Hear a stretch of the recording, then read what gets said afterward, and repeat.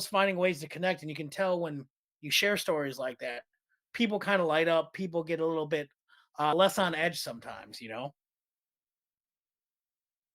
When you I'm bringing this over, this is one of the coolest things that I have right now. Eddie George, which is one of the biggest men I've ever met in my life, and then Steve McNair. This past September, my daughter got a chance to cheer at Denver, and they were playing Alcorn State. And I think I know I talked to one of the McNair brothers. I didn't want to bother him.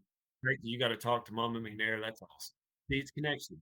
So, it's just football. Football is family, as a great podcast once told me. Join me, Jeremy Swick, on Into the Unknown, a podcast that delves into the personal journeys, stories, and experiences of individuals across diverse professions. As a historian by trade, I firmly believe that our personal histories shape our present and offer valuable insights into our paths ahead. With that being said, let's get into it. On this episode of Into the Unknown, I am joined with a very special guest, Jeremy McFarlin. How are you doing today, Jeremy? I'm doing all right. How are you? I can't complain, man.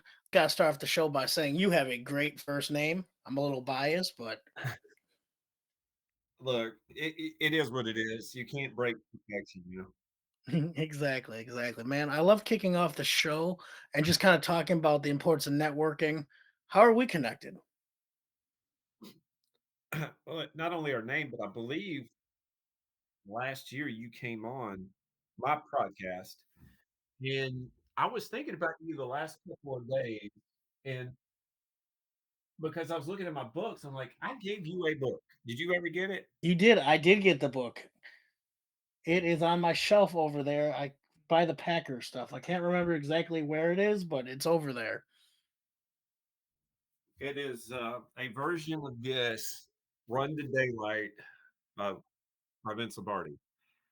And of all places, I found this in days in Nashville.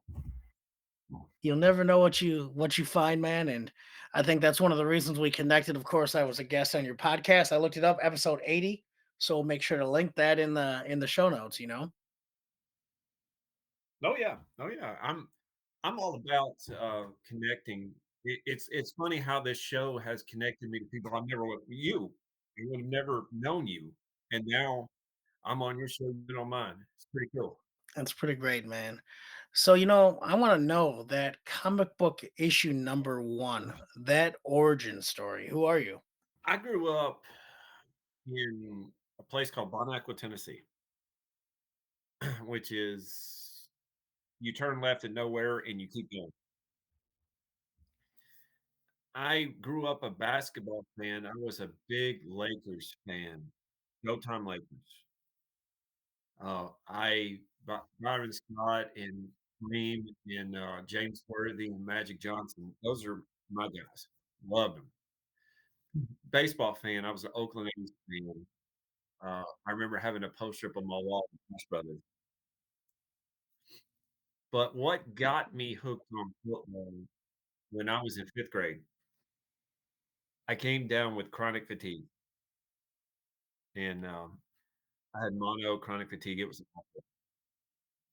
So I look forward to Friday night where I can rent a game called Technoball. And the funny thing is, I still have codes and they still work. But I would play that game and I started following the Broncos. It was 86, 87, the Super Bowl that they got beat by the Redskins. And at that point, I started thinking, this football stuff's awesome. And you just get the cards, you play Tecmo Bowl, Super Bowl. I played so many seasons in that. And it kinda led to the point where in 97, 98, watching John Elway win the Super Bowl twice, that was great. And then the Titans came in 99, 2000, and that's where I am right now. So origin is it's a process, but it started with being a nerd, and it continued being a nerd to this day. I love that, man. I love that.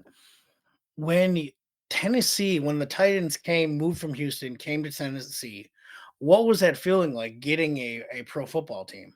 Why did we get it? Nashville's not the city that it is now.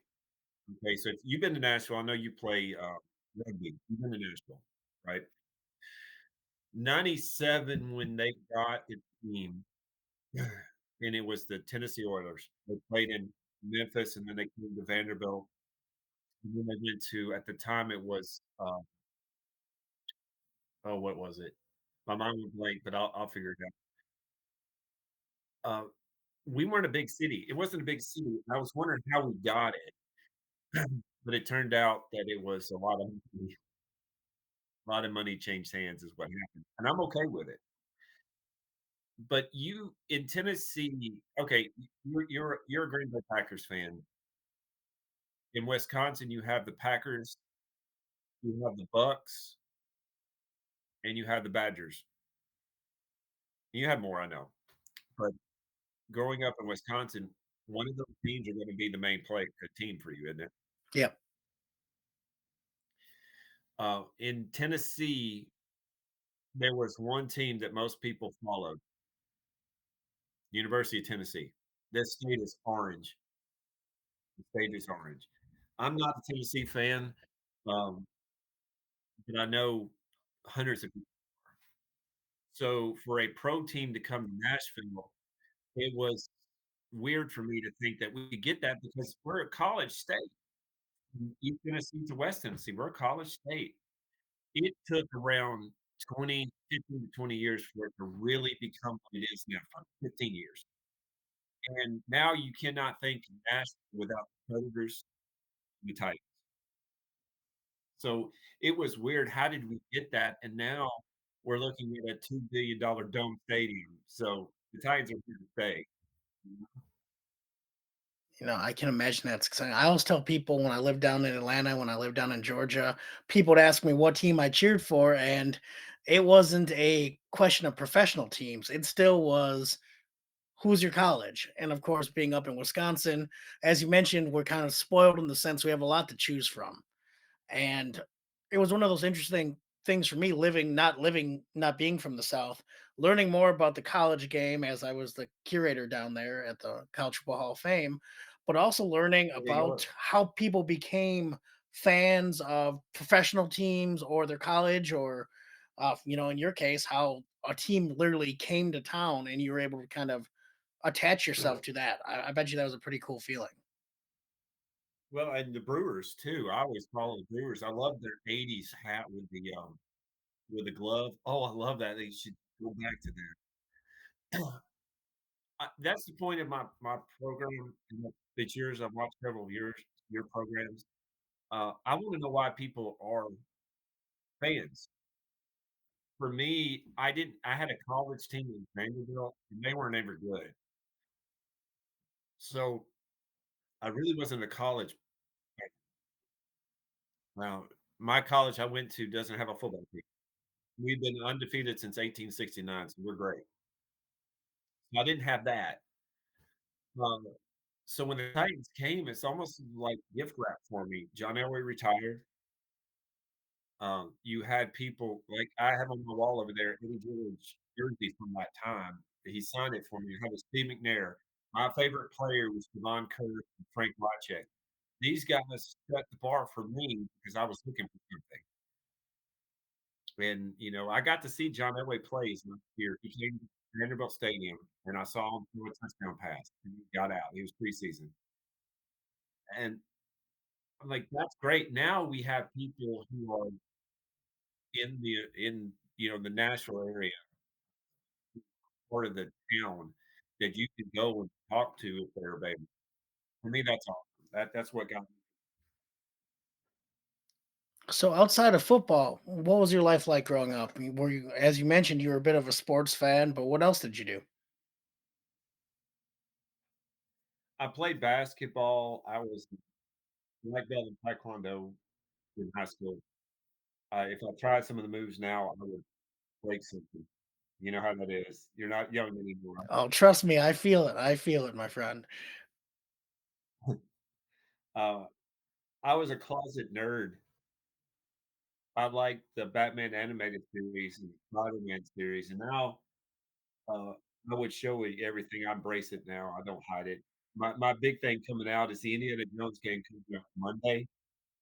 I have my Indiana Jones hat right there. I'm ready to go. I don't I just embrace I got it all over here. I even got the Holy Grail. So I'm embracing it.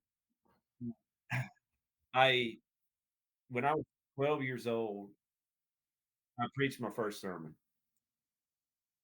And after that, I went to Freed-Hardeman University in Henderson to start the career. So I I've had a I've had a lot of influences on my life. Part of that is sport. Part of it is life. It's a lot. But that's what I was doing outside of football. It's one of those things. And I appreciate you mentioning that. I think so much of it is embracing that authenticity, who you actually are, who you're most comfortable with. As you can see, I have dozens and dozens of trinkets and bobbleheads and books over there, and you know, things that I think just have embraced kind of who I am growing up. I love it. I love it. I got a few more here, but yeah, this is the thing. If you are not who you are, I got 2 daughters. I have a son, but I have 2 daughters. One's 16, one's 11. The 16-year-old is going through what every 16-year-old goes through. You've been through it, I've been through it, but we are not female. I can't relate to that. But my 11-year-old, we adopted her 10 years ago, 9 years ago, 9 years ago. It'll be 10 years next year. She is Latina and, I'm pale, she's not. That's just how that is.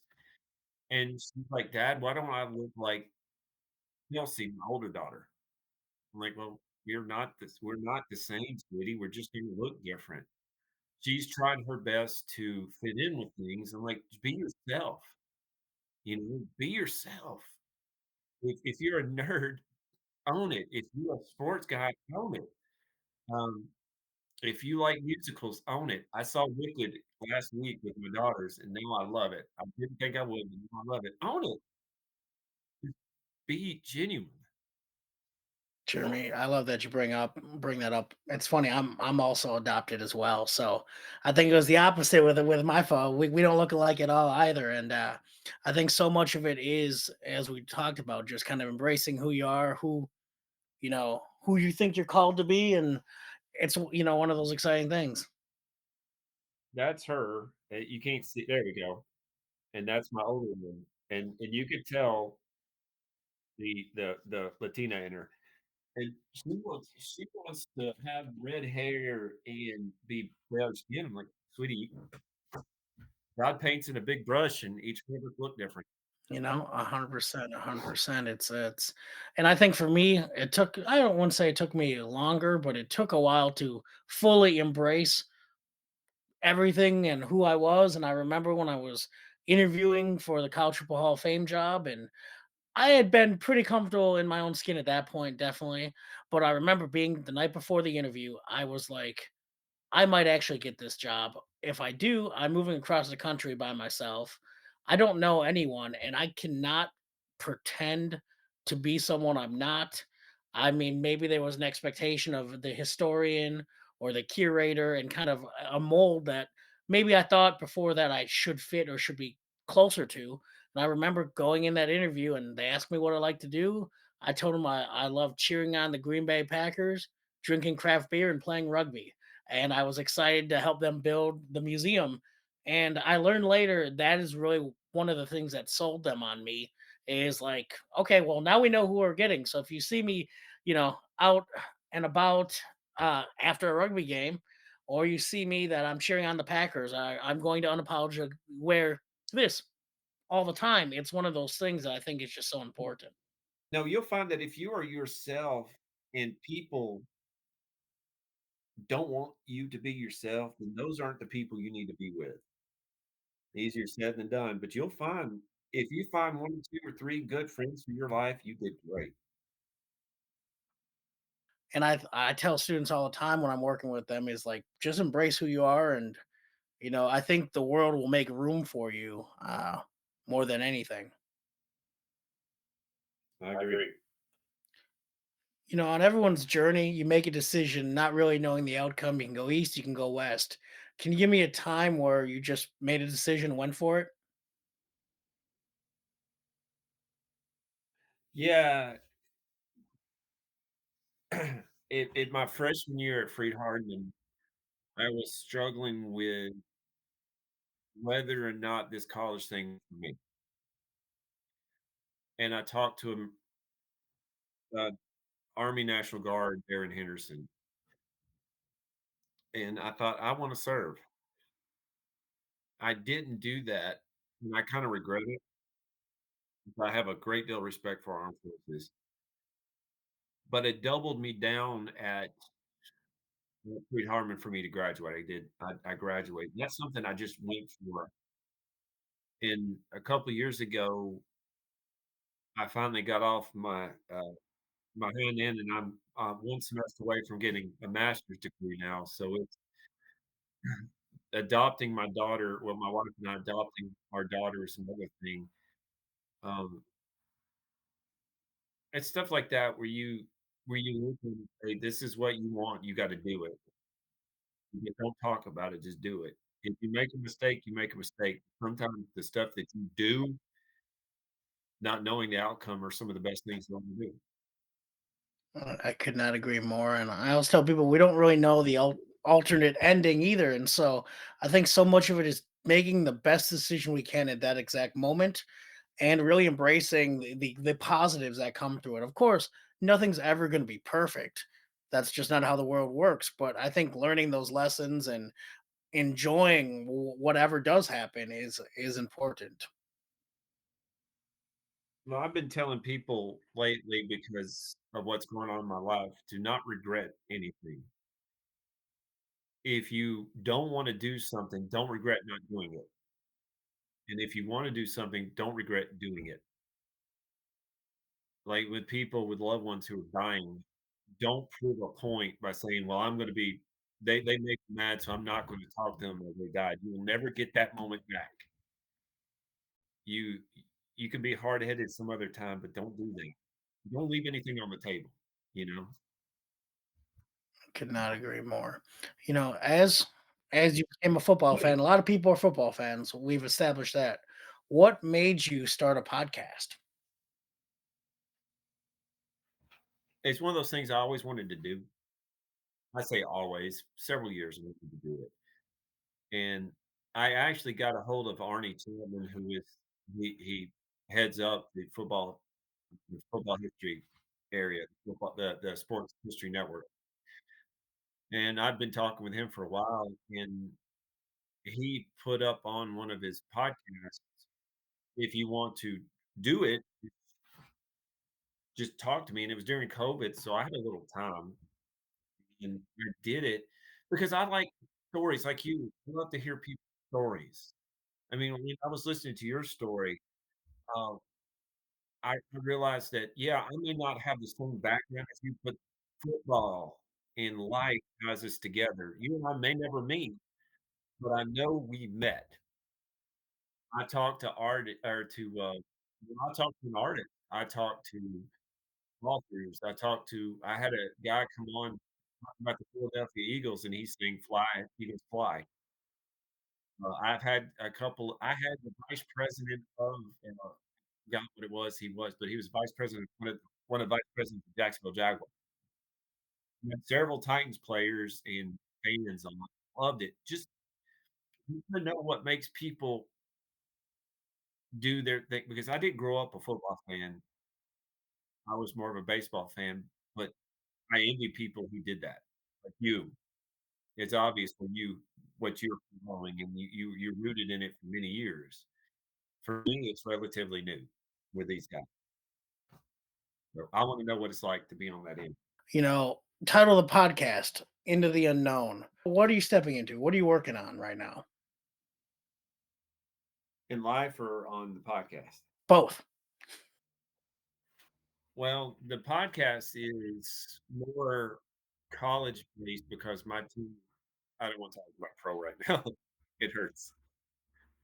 Uh, life has happened, so podcasting has not been priority, but it's gonna come back there. My big thing for that is I want to do a YouTube show and do it justice, putting clips together and stories. I can do that justice. That's a process from something. But in life, Big thing for me is to graduate next May and get my graduate degree that I've been looking forward to for 20 years. That's the big thing for me. There's other things going on, but and I don't know how deep you wanna go with this. We can go as deep as you're comfortable. May 25th, 2022, my son committed suicide.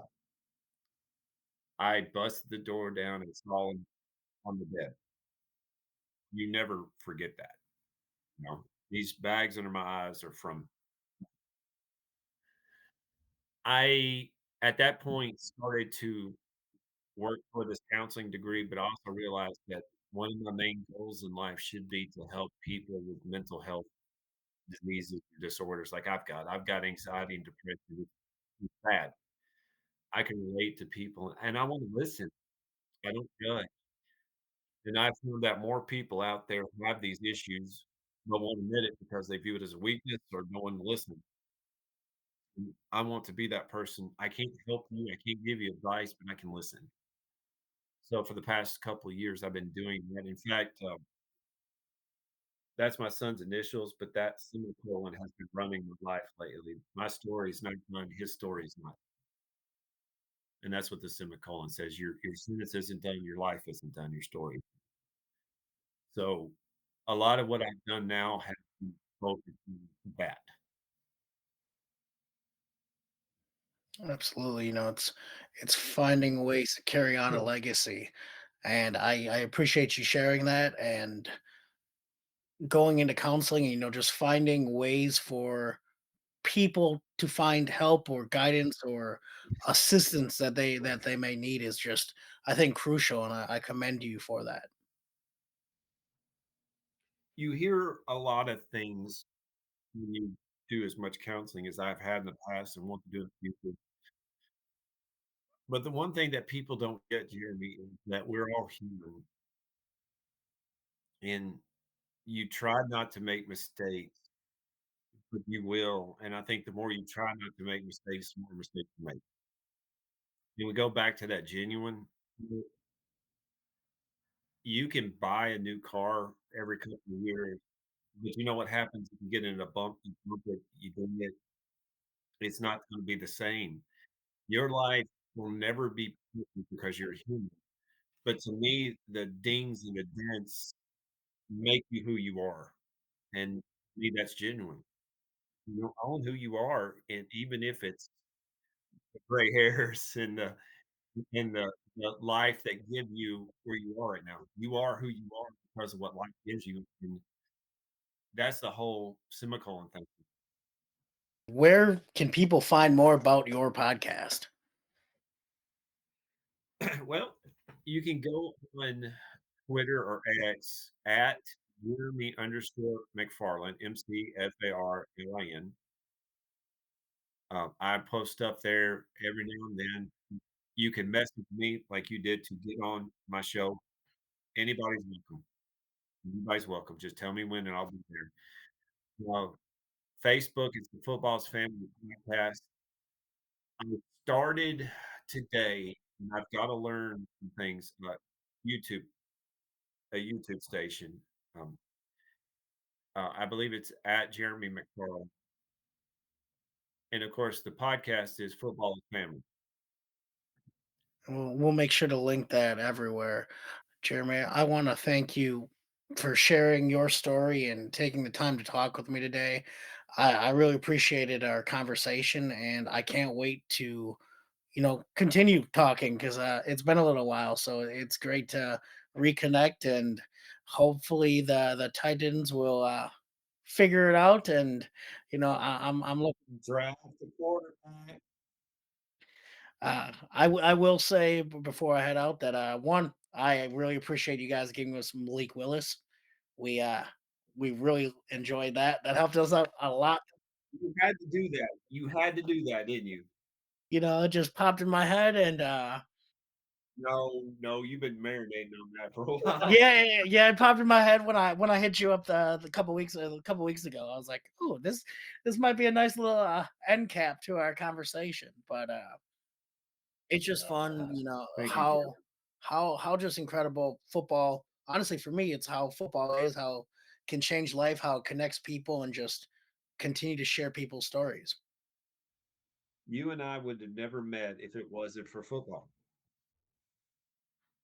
We would never have met. Um, and that's the thing. I know you got to go. I've enjoyed going to games, and when people are a little inebriated, boy, they like to talk. And I love hearing their football stuff, and I love hearing all these things. Even those people who are sober, they talk, and it's just neat to hear things. And again, that kind of bleeds into what you do and what I do. I love to hear stories. That's pretty cool to me.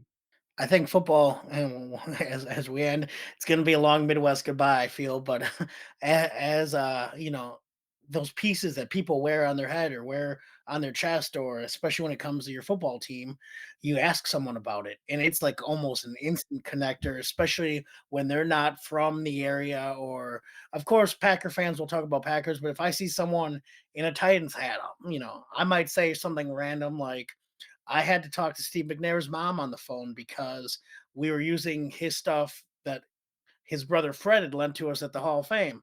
So I had to talk to Mama McNair, and I'm talking to her, and I'm telling her the exhibit and what it's going to look like, and she was all really excited. But it's always finding ways to connect, and you can tell when you share stories like that, people kind of light up, people get a little bit less on edge sometimes. When you I'm bringing this over, this is one of the coolest things that I have right now. Eddie George, which is one of the biggest men I've ever met in my life, and then Steve McNair. This past September, my daughter got a chance to cheer at the Nashville game, and they were playing Alcorn State. And I think I know I talked to one of the McNair brothers. I didn't want to bother him, but the fact that you got to talk to Mama McNair, that's awesome. See, it's connection. Hmm. And it's just football. Football's family, as a great podcast once told me. Thank you for having me on, buddy. We'll talk soon. That was another fun episode of Into the Unknown. I truly appreciate you taking the time to listen. And if it provides you any value or entertainment, I would love if you shared it with others, liked, subscribed, and really just help the podcast grow. Again, tell a friend, tell a foe, just anyone who might enjoy hearing some stories of people's own journeys and what got them to where they are today. Till next time.